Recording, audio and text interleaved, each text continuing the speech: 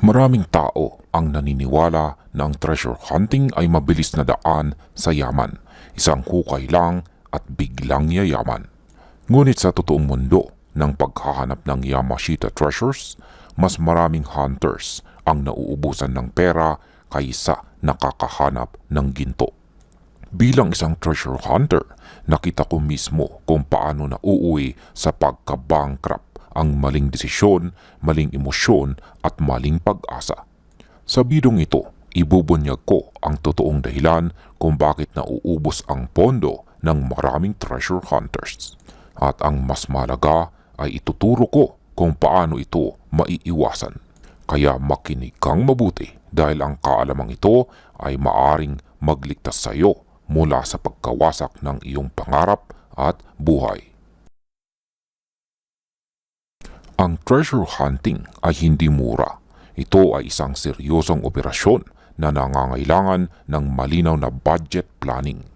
Kadalasang nauubos ang pondo dahil sa pagkain, gasolina, kagamitan, manpower at permits.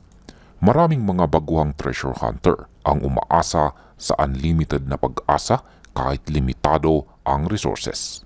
Dito pumapasok ang psychology ng hope bias na nagtutulak sa kanila na maghukay kahit halos wala ng pera. Umaasa sila na baka sa susunod na metro ay may ginto na.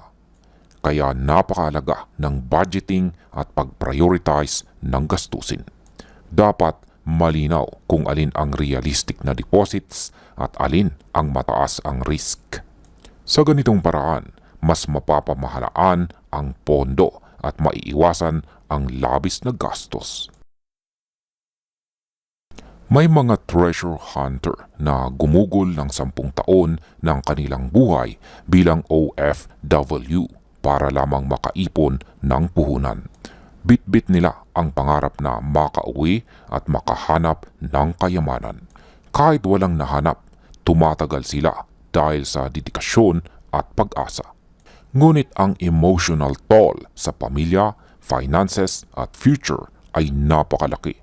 Maraming OFW treasure hunters ang nakakaranas ng panghihinayang, pagod at saka burnout.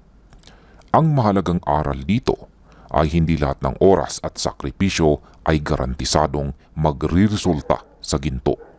Kailangang planuhin ang oras, budget at personal na buhay. Ang treasure hunting ay dapat balancing commitment at hindi full obsession. Maraming baguhang treasure hunters ang sumusunod sa paniniwalang may tibok, may ginto. Ngunit ang intuition ay madalas may halong bias. May 3 cognitive traps na dapat bantayan. Una ay ang tinatawag na hope bias, kung saan naniniwala ang treasure hunter kahit walang signal ay may laman.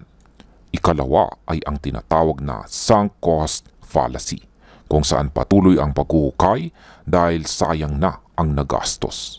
At ang ikatlo ay ang tinatawag na treasure fever, na labis na excitement na nagpapabulag sa analysis.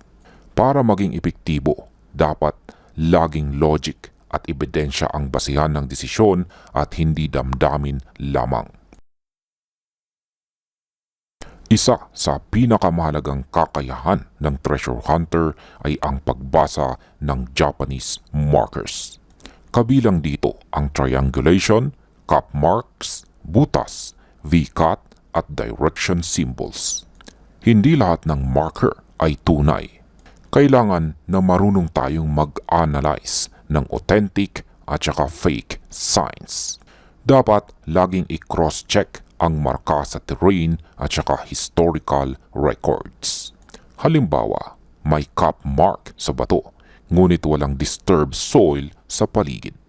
Ibig sabihin, posibleng ceremonial lamang ito at hindi deposit. Ang kombinasyon ng history o kasaysayan at physical evidence ang siyang susi. Kaya ang analysis bago maghuhukay ay mandatory upang maiwasan ang maling site. Hindi lang mga marka ang nagbibigay ng palatandaan sa treasure hunting. Ang lupa mismo ay nagsasalita kung marunong kang makinig. Ang kulay, texture at amoy ng lupa ay mahalagang indicators. Ang disturbed soil ay palatandaan ng naunang paghuhukay, habang ang virgin soil ay hindi pa nadistorbo.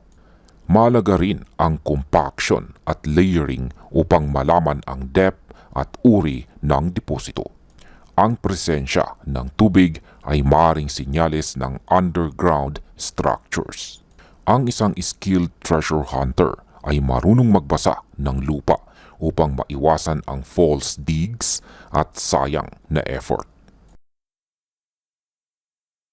Hindi sapat ang metal detector kung walang historical validation.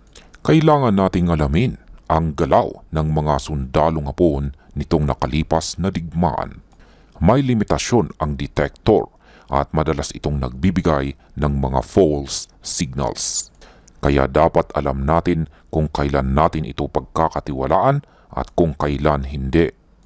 Ang kombinasyon ng history at detector ang nagbibigay ng mas tumpak na resulta. Ang treasure hunter na umaasa lamang sa detector ay kadalasang nabibiktima ng maling signal.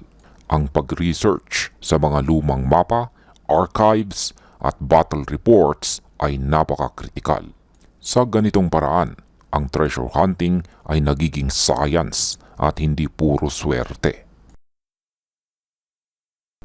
May malinaw na palatandaan kung walang laman ang isang site.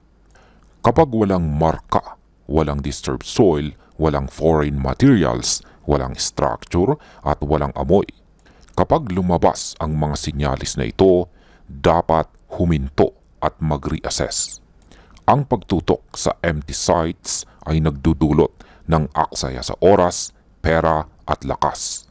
Ang tunay na treasure hunter ay marunong umatras kapag mali ang site. Huwag hayaang treasure fever ang magdikta ng aksyon.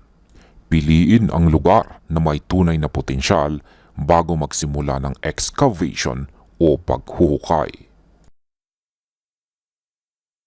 May dalawang uri ng deposito sa Yamashita treasure hunting.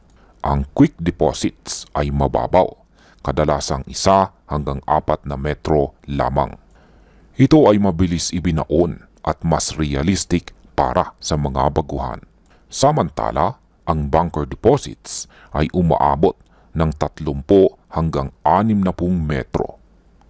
Ito ay delikado, magastos at hindi praktikal para sa maliit na grupo. May mga depth indicators na nagbibigay ng palatandaan kung alin ang target. Para sa mga ordinaryong treasure hunter, unahin ang quick deposits at iwasan ang high-risk bunkers.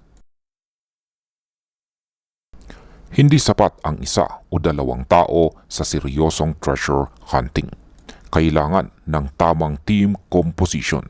May analyzer para sa marker at lupa, may historian para sa research, may detector operator at may excavation workers. Ang barkada system at impulsive digging ay delikado. Madalas itong nauuwi sa aksidente at sayang na effort. Sa professional operation, mas malaga ang coordination kaysa lakas. Kapag malinaw ang role ng bawat miyembro, mas ligtas, mas efficient at mas mataas ang success rate. Ang treasure hunting ay dapat may realistic expectations at malinaw na limitasyon. Kailangan mong malaman kung kailan mag-pause at kailan huminto. Hindi lahat ng paghuhukay ay may katumbas na ginto.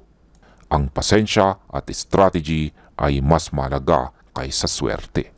Ang healthy hunting ay balancing approach at hindi obsession. Iwasan ang toxic hunting na sumisira sa pamilya at kinabukasan. Ang tunay na susi ay logic, analysis at planning sa bawat hakbang. Sa ganitong paraan, hindi lang ginto ang maitatagumpay kundi pati ang iyong buhay. Maraming salamat sa panonood at happy treasure hunting sa inyong lahat.